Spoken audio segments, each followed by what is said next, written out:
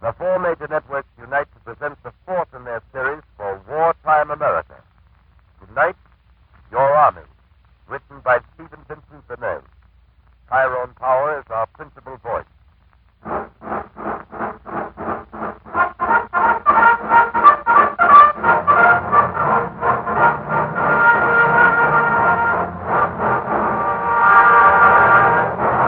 This is the Army. Ground, air, and supplies. Infantry. Cavalry. Artillery.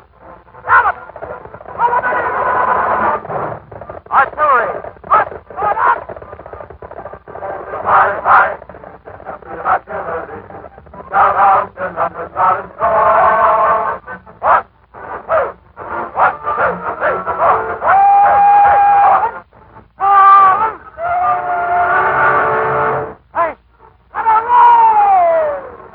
Pursuit command, interceptor command, bomber command. Enemy plane sighted at 12,000 feet in area 7. 12,000 feet in area 7. Proceed to engage enemy. Selected 120 and number 1. Over 5 battery, 4,000. Over 5. This is the Army. Engineers, machine gunners, ordnance, quartermaster, mechanized and armored units, ski troops and parachute troops, everything that'll fly or roll or shoot. 34 divisions, 9 corps, 4 field armies training. This is the United States Army. 1,700,000 men.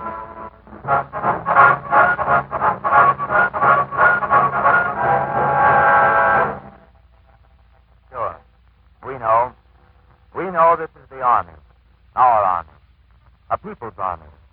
Raised and equipped and run by a free people. Made up of Bill Jones and Benny Cohen and Stan Witczynski. Bert Anderson and Charlie Pappas. The kid who dropped out of college when he heard about Pearl Harbor and the blonde kid who used to pop sodas at the combination drugstore last year. That's our Army. And we know that. But how much do we know?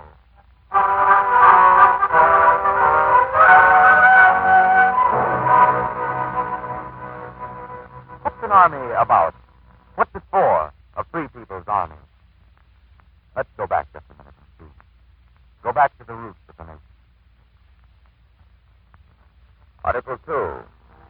A well-regulated militia being necessary to the security of a free state, the right of the people to keep and bear arms shall not be infringed.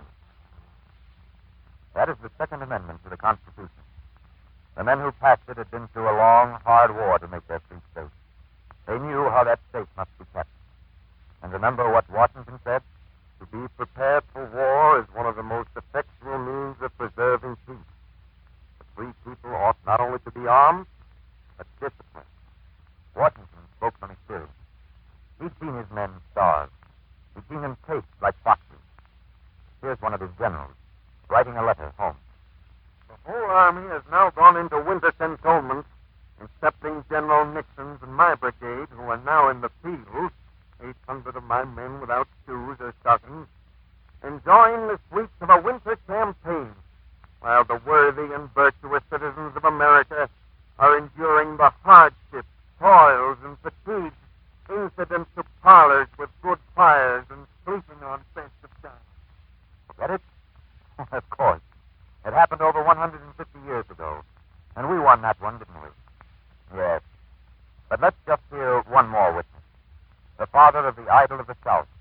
The cavalryman they called Light Horse Harry Lee. Government is the murderer of its citizens, which sends them to the field uninformed and untaught. They're there to meet men of the same age, mechanized by education and discipline. Pretty grim, isn't it? Pretty businesslike. And pretty contemporary. Are you listening, gentlemen of Congress?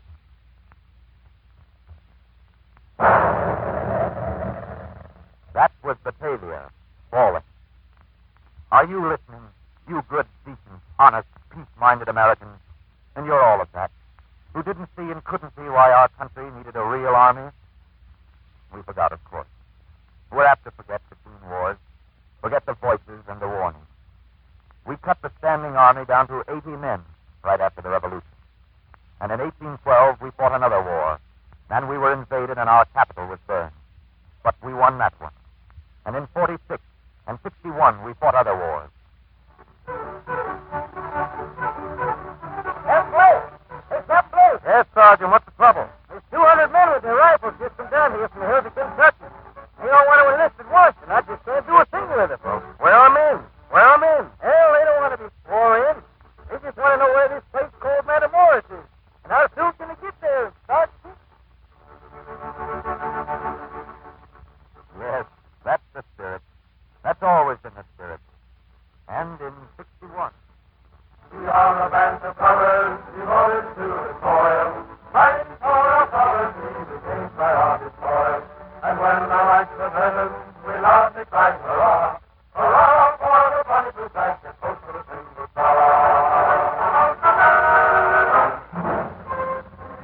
me, Father Abram, 300,000 strong, from Mississippi, climbing stream, and from New England shore. We are coming, our Union to restore. We are coming, Father Abram, with 300,000 more. A good spirit. A fine spirit. No better fighters on earth than the men who fought with Scott and Taylor, Lee and Grant. And the regular army, small, handicapped, kicked around in peacetime like a football, did its job without brag or bluster, and did it well. But the boys who died at Matamoros and First Bull Run died only too often as Light Horse Harry Lee said they shouldn't die, uninformed and untrained. They died at Chickamauga in 98 of fever. They died on San Juan Hill. They went to France in 17 and 18. 2 million of them, first and last. We know what they did there. The German General Staff said we couldn't put an army in the field. We put 2 million men. They broke the enemy's front and went to the Rhine.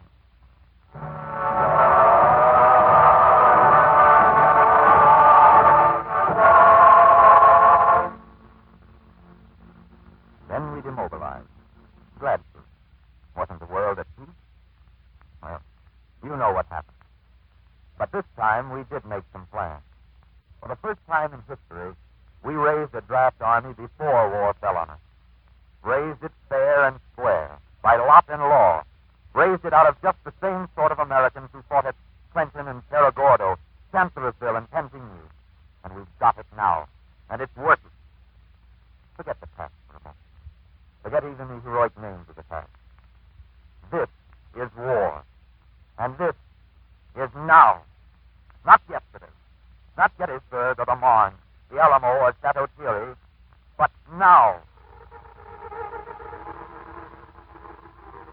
That's a map. A map of the world. The whole round globe of Earth.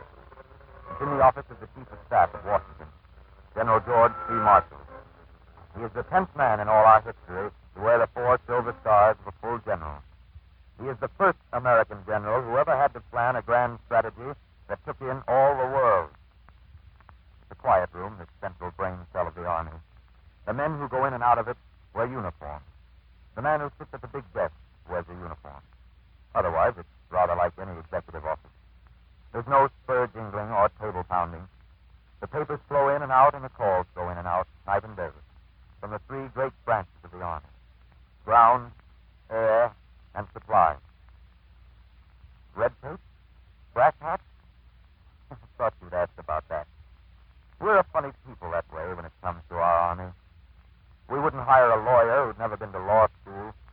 We wouldn't employ a surgeon who'd never done an appendectomy. But if a man has been schooled and trained all his life in the theory and practice of war, why, he's a red-tape brass hat and everybody's free to criticize. And yet, war is also a profession. Ask the actors. I wonder just who are the red-tape brass hats. MacArthur, the West Point graduate, sat in this room once. Or the country club strategist who tells us all how to win the war over cocktails. Marshall, the VMI graduate. Or the congressman from South Overcoat who never fired a gun. Yes, I wonder sometimes. We pay General Marshall $8,000 a year. That's not very big money, is it? And the same to MacArthur for holding off 200,000 Japs on Luzon. But they aren't thinking about the pay. They're satisfied.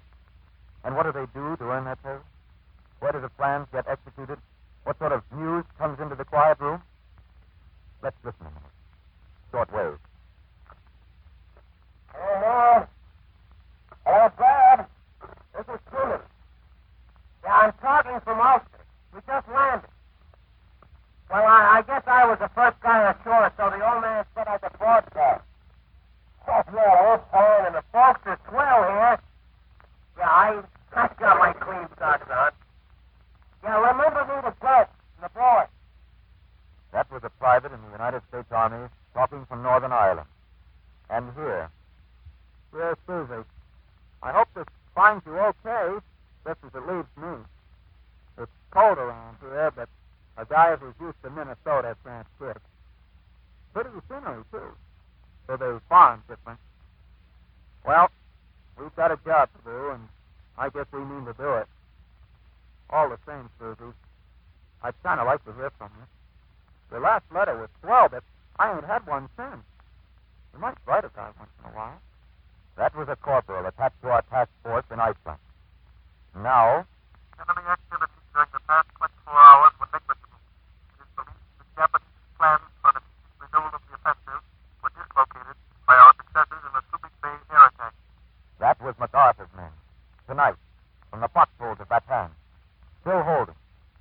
And here, Reporting to Chief of Staff. American Task Force B safely landed at Rendezvous K in South Pacific.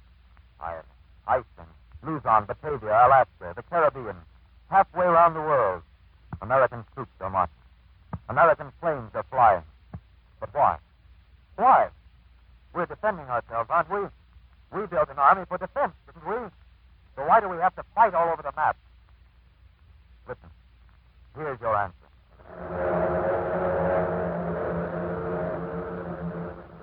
You hear that? That's the B-19. The biggest bomber yet built in the USA. So big that when a pilot wants to rev up a motor, he doesn't do it himself.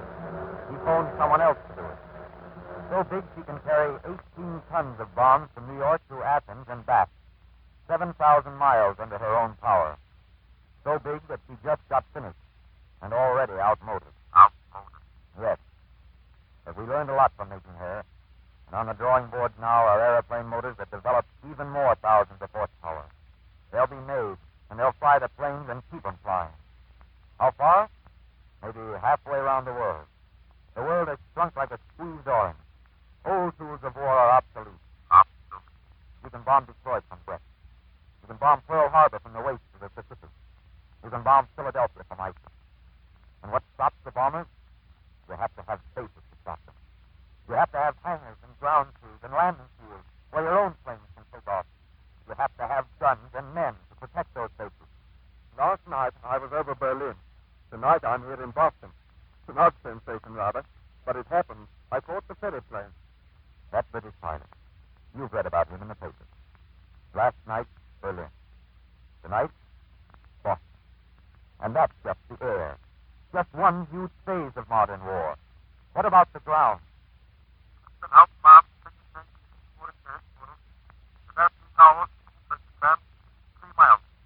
That was a single German tank unit in the Battle of France. In the last war, an advance of 63 miles usually meant weeks of fighting, the lives of thousands of men. But this is mechanized war, modern war, war of rupture, war that flies through the air at 400 miles an hour, war that spills and runs like quicksilver on lands and homes that only yesterday were peaceful and miles away from the gun. War fought around the curve of Earth, quick-hitting, hard-striking, sudden, deadly. Call the roll. Have we got the tools to fight it? What tools have we got? What machines? Well, here's one of them. Mechanical range computer. What the boys call a jukebox in any aircraft. Kind of a brainy old bugger. Hooks up with the rangefinder and the sound locator and the searchlight. Figures out the speed and altitude and range of enemy planes and then sets the gun so your shells burst on the target. It's all by its little self once you turn those wheels. And it doesn't make mistakes.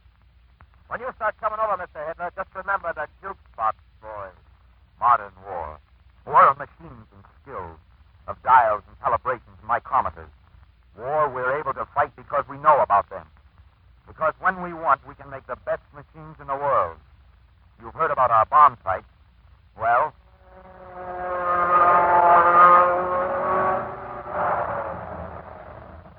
that it? Yep, that's the baby, and she's everything they say. Looks good. Looks good. Listen, soldier, with that little hippotippy, you can drop a bomb in a pickle barrel once you've got the know-how. That's how Kelly and his bombardiers sank the Haruna. And they weren't shooting wild. They knew how. Now, just take a... what's that? 155 millimeter gun, sir. Force, $50,000. Weight, 30,000 pounds. Fires a 95-pound shell nearly 15 miles. But moving. Well, you can haul it around by bucket cycling. Camouflage. You can use it right behind your front line. We call this one Kate Smith. She's a honey. We're going to need a lot of them. Hear that? You folks in the shop? How many Kate Smiths are coming off the production line? How many can you make? 50 caliber machines on air cooled. Automatic, used by motorized infantry. Terrific hitting power. But how many? How many? The triangular division needs plenty of machine guns. And every production day counts in this kind of war. We could show you the light tanks and the mediums, the range-finders and the fuse-timers and all the tools of modern war. We could show you the Jeep. Come in, Jeep. How fast can you travel, Jeep? 60 miles an hour on good roads, but I mean and a bad one. My mother was a tin Lindy and my father was a jackrabbit. Out hardcore men and their stuff without home machine guns and mortars. I'm a fat country runner and a bulldozer, and I'm afraid it hell before breakfast get there. Give me room. I can take you up from free and the second and carrier, and I'm hard to kill. That's me. Jeep. Thank you very much, Jeep. Oh, me softball.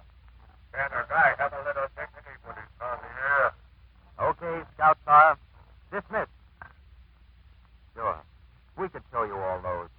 We could show you other things and take all night showing them, because for every man we put in the front line, there are something like 8 men behind him. And if those men aren't on the job, the man at the front is out of luck.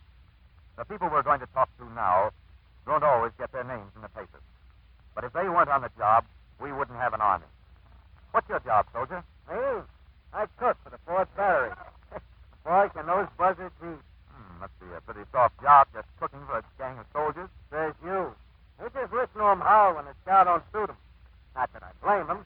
They food me a cut to make a soldier, and that's my job. Well, anyhow, it sounds like a nice, easy detail. Yes, says you. You ever open the Argonne? No. Well, I would. Nice, quiet place to cook for Battery, the Argonne. Just as nice and quiet and safe as a 4-alarm fire. I drew 3 much hospital. It wasn't because I got wounded opening tin cans. Thanks, soldier. And, by the way, I've got a message for you. Yeah? The sergeant said to be sure to ask you how you were picked for lemon extract. Lemon extract? I that flat-sided son of... Lemon extract? There, you get out of my kitchen before I take this... I wonder what made him so sore. Didn't mean to do it. You make a battery cook sore and you're in for trouble. Oh, here's somebody with a hat cord I don't recognize. Maroon and white. Excuse me, soldier. Could you tell me just why you've got a different hat cord from these other men? Medical corps, sir. Oh, that is medical corps. Yes, sir. I'm a pill roller. Stretcher bearer in action. This is my field care.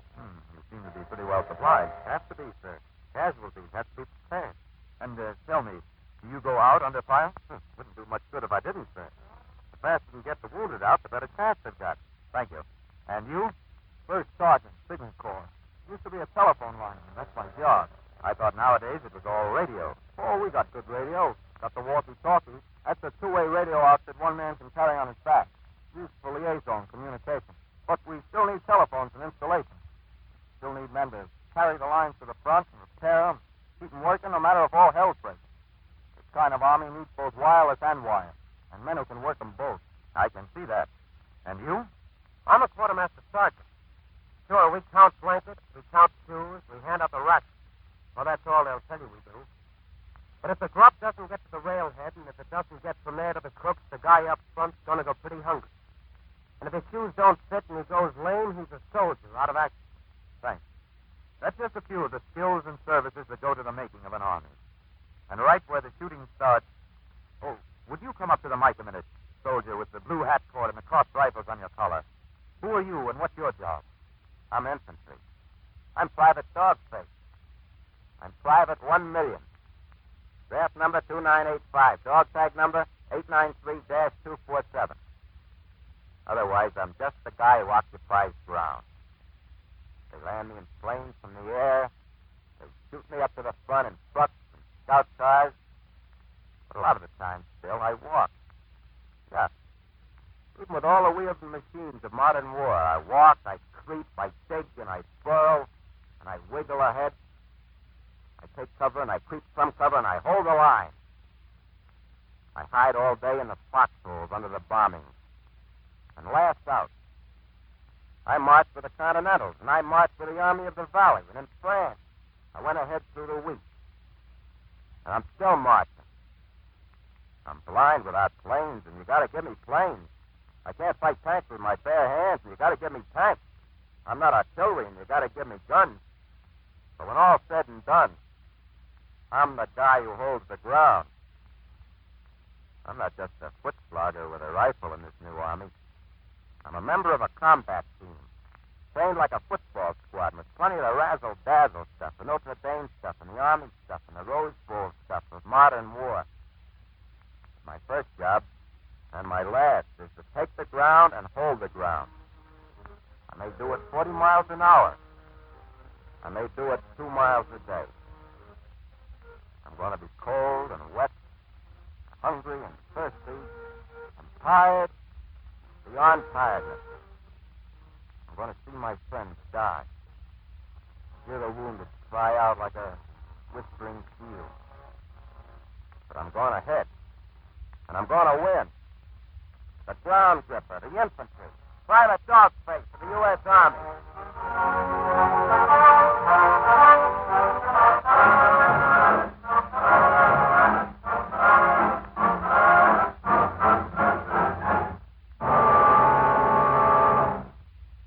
And what are we going to do, sitting here at our radios? Squabble some more? Write letters to the papers? Hoard sugar? Curse out the government? Spread the lies that divide a people? Hold up in a silly sweat every time there's bad news? There's bad news now, and there's going to be bad news for quite a while. The Army knows that. Our enemies aren't pushovers. They are skillful, savage, and relentless. They've trained for years for this chance to enslave the world, and that's just what they mean to do. They'll use every trick and tool. On the other hand, they aren't supermen. They didn't come down from Mars.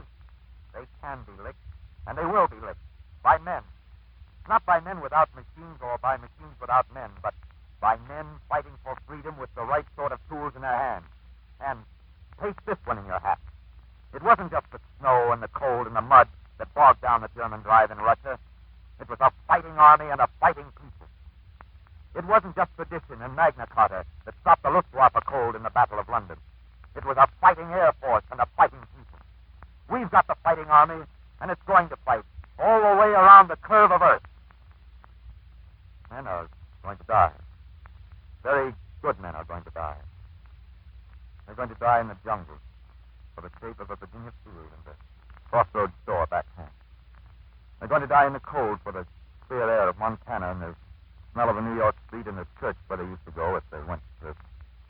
For some things they learned at school and for some things we've all of us learned. For 3 words cut in gray rock: duty, honor, country. And for an idea called freedom. I'm not going to use the big words.